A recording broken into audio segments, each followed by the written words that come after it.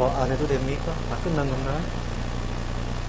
얼마나 찬양이 좋은지 1시간 계속하면 하나님이 얼마나 좋아하시겠어요. 하나님께 영광의 박수와 우리 찬양대 수고했습니다 하면서 원래 하나님께 예배 드릴 때는 찬양을 하나님이 좋아하셔서 설교는 두 번째입니다. 찬양이 참 오늘 귀한 찬양 감사. 하나님께서 부활의 그 찬양 기쁘게 받으셨을 것이라고 생각을 합니다. 여러분들 중에도 찬양대가 하고 싶으시면 저한테 말씀하시면 제가 좀 힘을 써서 찬양대 갈 수 있도록 해드리겠습니다. 얼마나 좋습니다. 우리 기독교는 부활의 종교입니다. 불교나 또 유교나 어떤 종교에도 부활은 없습니다. 공자님도 죽은 후로 살아났다는 얘기가 없어요. 석가모니도 마찬가지고 우리 예수님만 사흘 만에 다시 살아나셨습니다. 그래서 기독교는 종교라고 말하기보다는 생명이라고 말하는 것이 더 좋습니다. 우리 기독교는 생명을 믿고 생명 때문에 신앙생활을 하는 겁니다. 도덕적인 것이나 종교적인 차원이 아니라 영원한 생명이 우리 교회 안에 있습니다. 마치 이것은 모조품과 진품의 차이예요. 전등과 태양의 차이입니다. 실개천과 태평양의 차이라고 말하면 설명이 될지 모르겠습니다. 우리 기독교가 가지고 있는 가장 위대한 것은 부활입니다. 우리 예수님의 복음은 십자가와 부활, 죽으심과 부활, 이 두 가지 기둥이 있습니다. 예수님이 무덤에 내려가신 지 사흘 만에 다시 살아나셨어요. 부활하신 이후에 괄목할 만한 일들이 생겨났는데 첫 번째는 예수님 부활 이후에 교회가 세워지기 시작했습니다. 여기저기서 예수님을 믿고 성령의 은혜 가운데 예배하는 교회가 생겨지기 시작했습니다.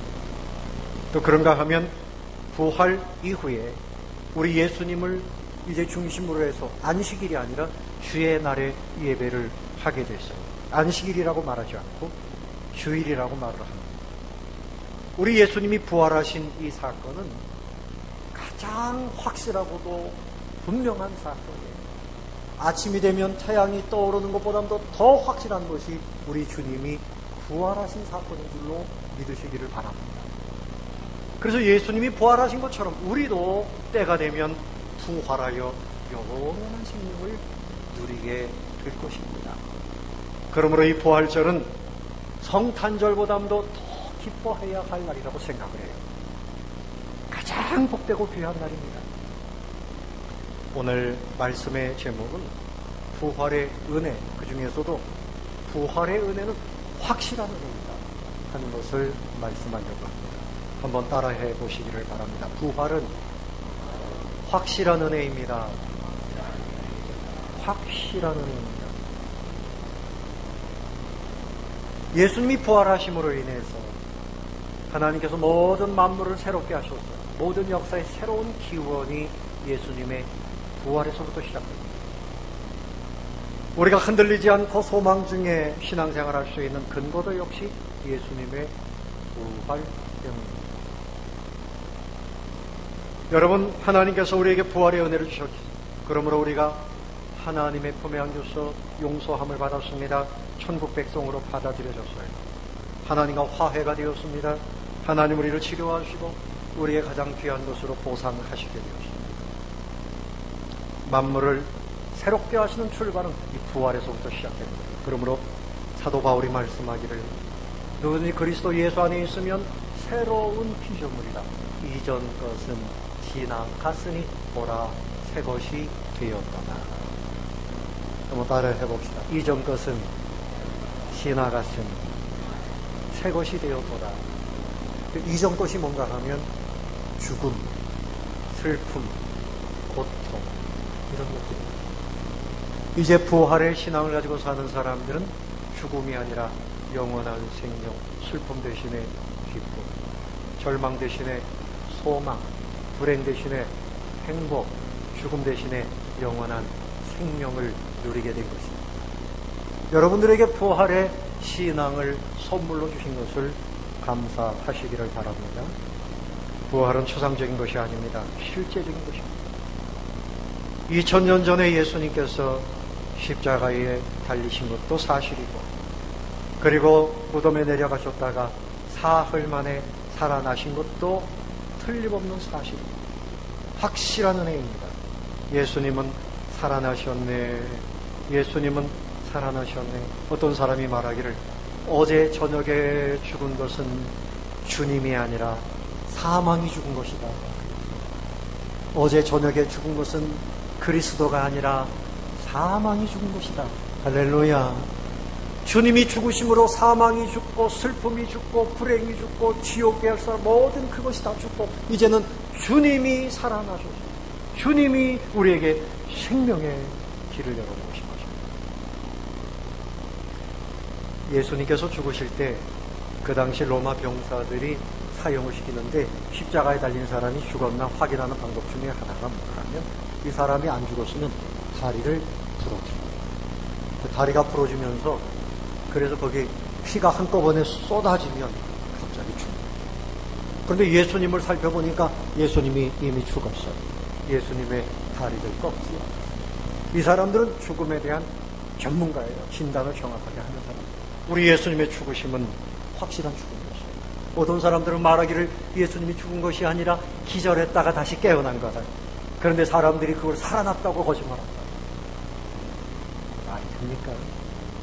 양쪽 손목에 대못을 받고 발목에 대못을 받고 허리에 창으로 찔림을 받아서 물과 피가 다 쏟아지고 그 전에 그 채찍에 맞아서 그 살과 창자가 묻어나올 만큼 그런 고통을 당하신 분이 어떻게 살아있을 수가 있어요?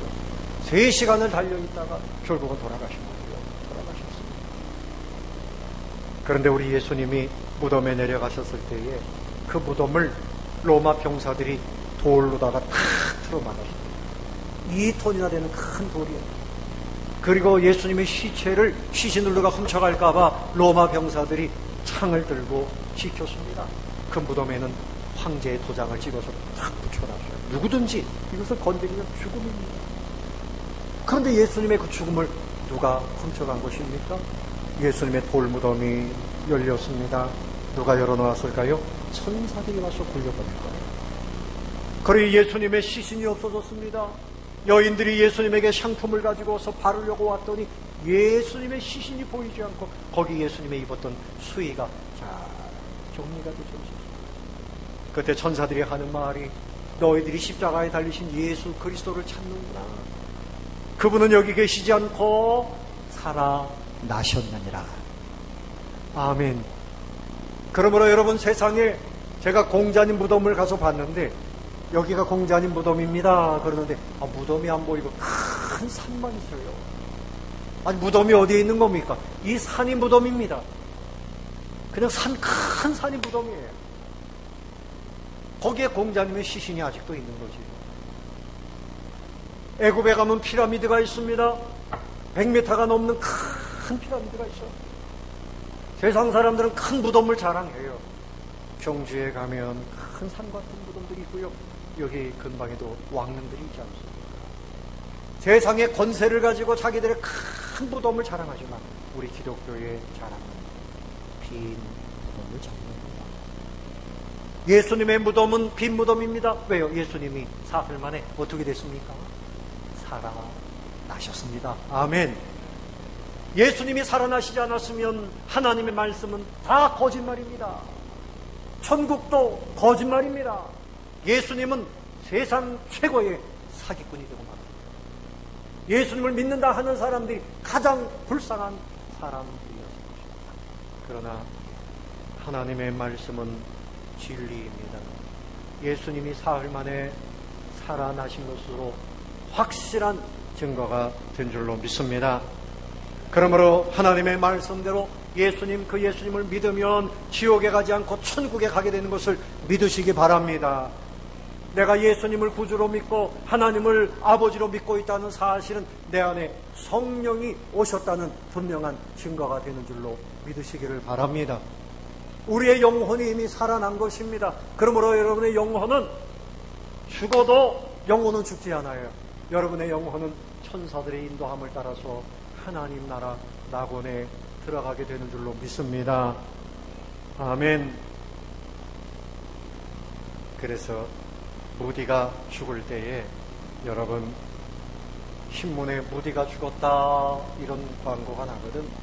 믿지 마십시오. 무디가 죽은 것이 아니라 나는 무덤에서 부활할 것이다 이렇게 생각하시기를 바랍니다.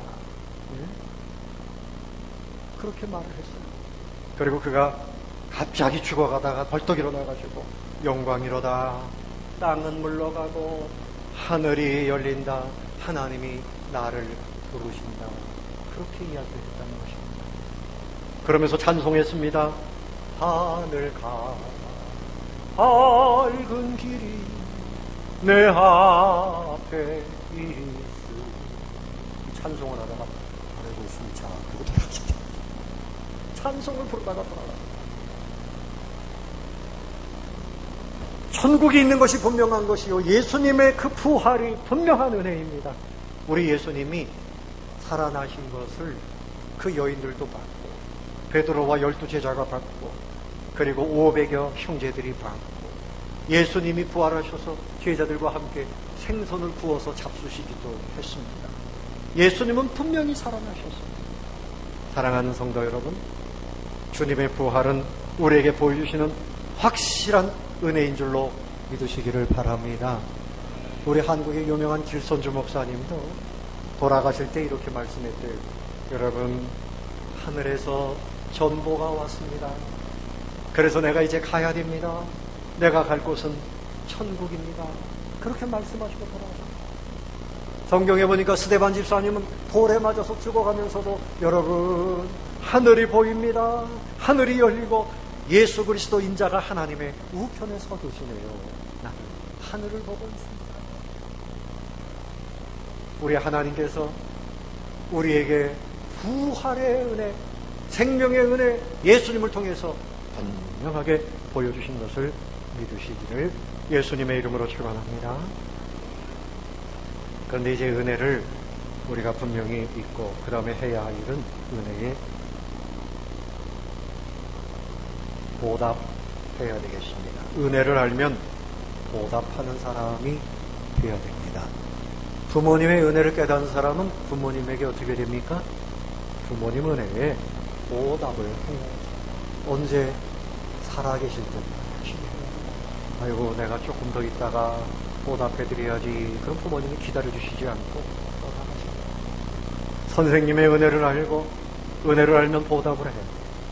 프란시스 세이퍼 박사님은 이런 말을 했습니다.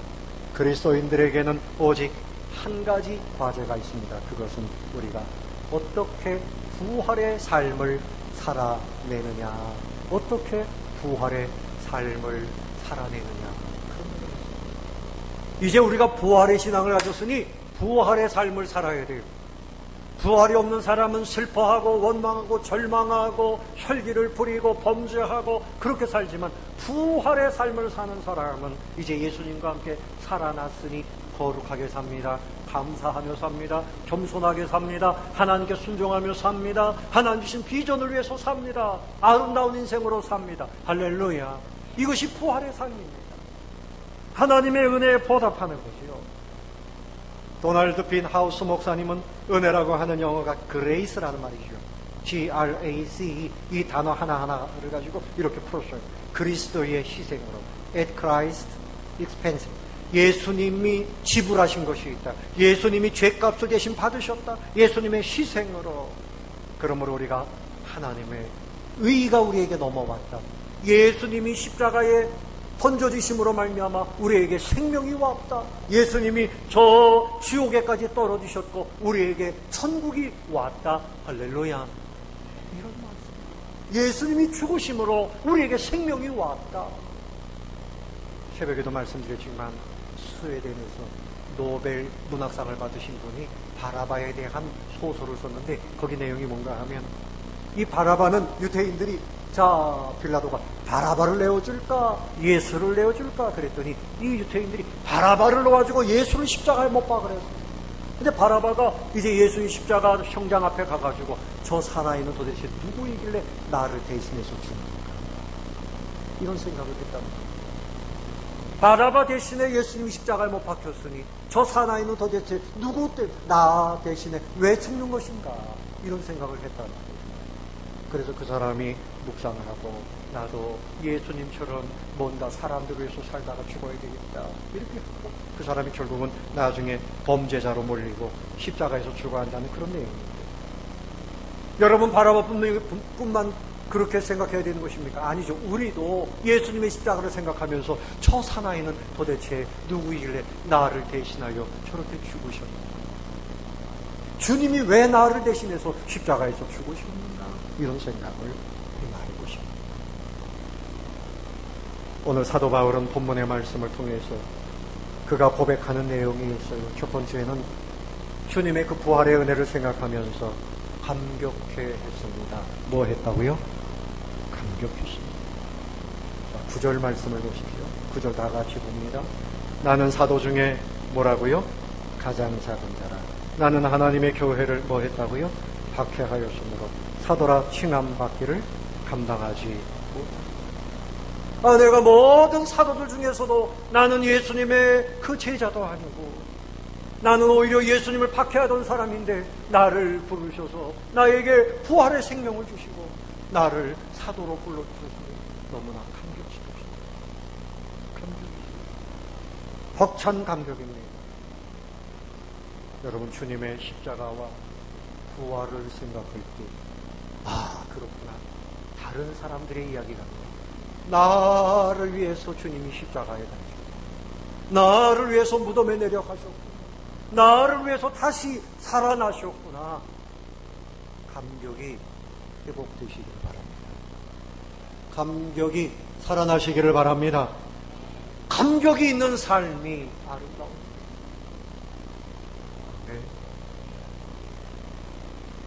남편에게 감격하는 부인을 볼 때 남편은 행복합니다. 제가 살아보니까 그래요.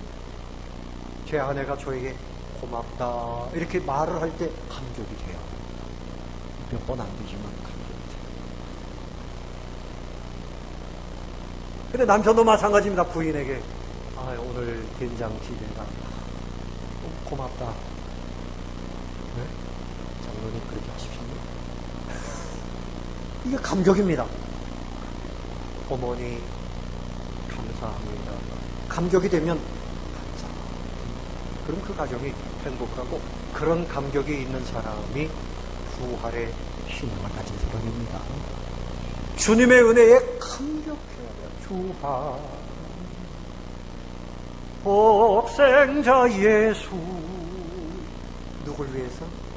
날 위하여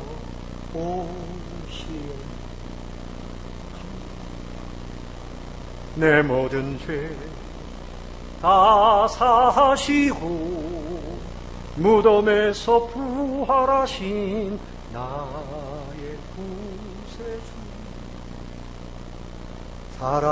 살아계신 주 다같이 나의 참된 소망 걱정 근심 전혀 없네 사랑의 주 내 갈 길 인도하니 내 모든 삶의 기쁨 늘 충만하네.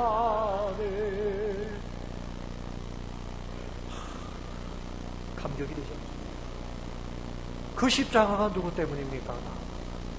그런데 주님이 십자가에서 죽으실 뿐만이 아니라 살아계신 그러므로 나의 참된 신앙 이제는 걱정 근심 전혀 없네. 내 갈 길 주님 인도해 주시네. 기쁨이 늘 충만하네. 할렐루야. 감격이 있는 신앙이 부활이죠. 그것이 은혜에 보답하는 일은 그 부활의 은혜를 깨닫고 사는 것이 은혜에 보답하는 겁니다. 두 번째는 수고하는 것이 그 은혜에 보답하는 길에 뭐 하는 거라고요? 자, 10절 말씀을 한번 보겠습니다. 그러나 내가 나 된 것은 무엇이라고요? 하나님의 은혜로 된 것이니 내게 주신 그의 은혜가 헛되지 아니하여 내가 모든 사도보다 더 많이 어떻게 수고하였으니 내가 한 것이 아니오 오직 나와 함께 하신 하나님의 은혜로다. 다른 사도보다 더 많이 수고했다. 수고해야 됩니다. 주님 나를 위해서 그렇게 수고하시고 눈물, 땀, 피 다 쏟아주시고 주님을 위해서 수고한다고 하다가도 때로는 서운하고 때로는 막 시험이 들고 때로는 원망스럽고 어제도 부활절 앞에 두고 우리 집사님들 권사님들 나오셔가지고 막 청소하고요. 아침부터 오셔가지고요. 5시 그때 마침 제가 꽃을 사가지고 권사님하고 오는데 막 퇴근하려고 그러는데 제가 집사님 화분이 왔습니다. 퇴근 안 됩니다. 그러니까요. 얼굴 보니까 막 시험이 들려고 막 가려고 그러는데 목사님 그러니까 여러분 교회 오시면 저한테 걸리면 안 돼요. 저랑 마주치면 도망가셔야 돼요. 저를 만나면 자꾸 일을 하게 되거든요. 근데 주님을 위해서 수고한다는 것은 참 감사한 일이죠. 아멘. 주님의 은혜에 감사하면 어떻게 보답할까? 수고하는 거예요. 하나님의 은혜로 내가 지금 숨을 쉬고 있고 하나님의 은혜로 살아있으니 하나님 살아있는 동안에 내가 수고하겠나이다. 고린도서 15장 57절 이하에도 우리 주 예수 그리스도로 말미암아 우리에게 이김을 주시는 하나님께 감사하노니 우리에게 내 사랑하는 형제들아 견고하여 흔들리지 말며 항상 주의 일에 더욱 힘쓰는 자들이 되라. 이는 너희 수고가 헛되지 않다. 아멘. 주님을 위해서 수고하는 것은 헛되지 않다. 여기에 생명의 열매가 나타나고 주님을 위해서 수고하면 그것이 우리에게 복이 되는 줄로 믿습니다. 부활하신 주님, 나를 위해서 이렇게 희생하신 주님을 생각하고 어떻게 은혜에 보답할까? 힘을 내소서. 늘 울어도 눈물로서 다 갚을 수 없어. 눈물만 흘려갑니다. 나 주님께 몸 바쳐서 주의 일 더욱 힘쓰리. 사랑하는 성도 여러분, 이 땅에 있는 동안에 주님의 부활의 그 은혜에 감사하고 십자가의 은혜에 감사하고 기회가 되는 대로 하나님의 일에 수고하는 성도님들이 되시기를 바랍니다. 마지막 세 번째는 전파해야 됩니다. 우리가 주님의 부활의 은혜를 입고 천국 백성이 되었으니 이 소식을 사람들에게 전해야 되는 겁니다. 자, 11절 다 같이 읽어봅니다. 시작. 그러므로 나나 그들이나 이같이 전파하며 너희도 이같이 믿었느니라. 사도 바울이 고린도 교회에 전파했더니 너희가 내가 전파한 것으로 인해서 너희도 믿고 부활 영생을 누리게 되었느니라. 여러분, 우리 대한민국에도요, 누군가가 복음을 전해줬기 때문에 이 땅에 교회가 생긴 거예요. 1885년도 4월 5일 부활절이었습니다. 그때 아펜젤러 언더우드 선교사님이 저 인천 제물포를 통해서 이 땅에 들어왔습니다.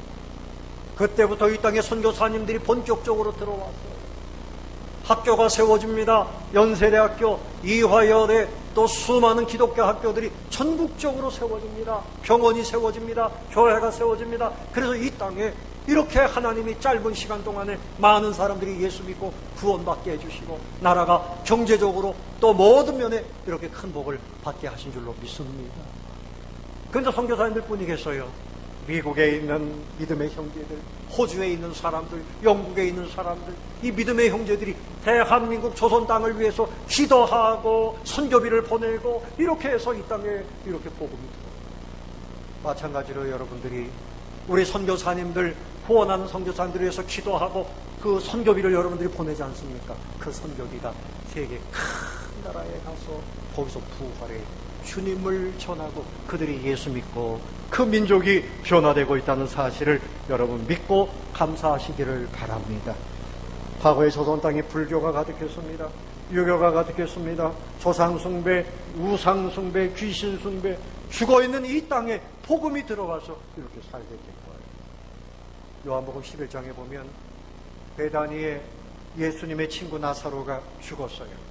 이 소식을 들었는데 예수님이 바로 가시지 않고 며칠 있다가 가셨습니다. 그러니까 나사로의 누이들 마리아와 마르다가 예수님 벌써 일찍 오셨으면 우리 오빠가 죽지 않았을 텐데 왜 이제 오셨습니까? 그런데 예수님이 무덤이 어디에 있느냐 한번 가보자. 같이 갑니다. 야, 저 무덤문을 좀, 그 돌문을 열어놓아라. 이때 이 여동생들이 하는 말이, 예수님 죽은 지 나흘이나 돼서 벌써 냄새가 납니다. 네? 부패했습니다. 이미 다 죽었는데 이제 와서 왜 이러십니까? 좀 미리 오시지 않고요. 이렇게 원망도 섞인 말이죠. 근데 예수님께서 다른 소리 하지 말고 빨리 무덤문을 열어놓아라. 그 무덤문을 딱 열어놨더니 예수님께서 큰 소리로 말씀하십니다. 나사로야 나오너라. 그랬더니 죽었던 나사로가 배로 이렇게 다 싱싱 감아놨는데 배로 동인채로 걸어 나왔습니다. 살아났습니다. 예수님의 이름에 생명의 능력이 있다는 것입니다. 여러분, 지금도 우리가 예수님의 이름을 증거하면 그 사람들이 아이고 그 사람은 예수 안 믿어요. 그 사람은 예수 안 믿고 지옥 갈 사람이에요. 저 사람이 예수 믿으면 내 손에 장을 막 이렇게 할 만큼 반대하는 사람들, 정말 고집이 세고 이런 사람들, 영원히 죽어있는 사람들이지만 그들에게 예수 믿으면 천국 갑니다. 예수님 부활의 주님이십니다. 예수 믿고 천국 가십시오. 증거하면 그들에게 생명의 역사가 일어나는 것을 믿으시기를 바랍니다. 부활의 때에 우리가 해야 할 일은 주님의 그 은혜에 감격해야 되고요. 두 번째는 무엇 해야 되고요? 수고해야 되고. 벌써 까먹었네. 다시 첫 번째 무엇 해야 되고? 감격해야 되고. 두 번째 수고해야 되고. 세 번째 저만 쳐다보고 웃고 있네. 세 번째 뭐 해야 되고?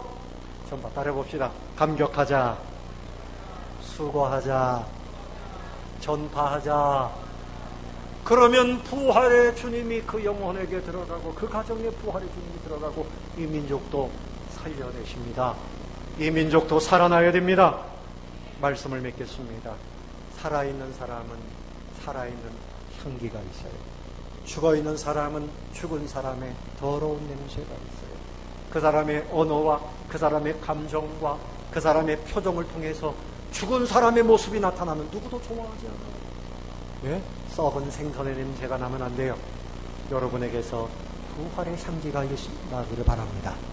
부활의 향기가 나기를 바랍니다. 주님의 은혜에 감격하시기를 바랍니다. 주님의 은혜에 감사하고 수고하세요. 그리고 부활에 대해서 전파하시는 모든 성도님들이 되시기를 살아계신 예수님의 이름으로 축원합니다.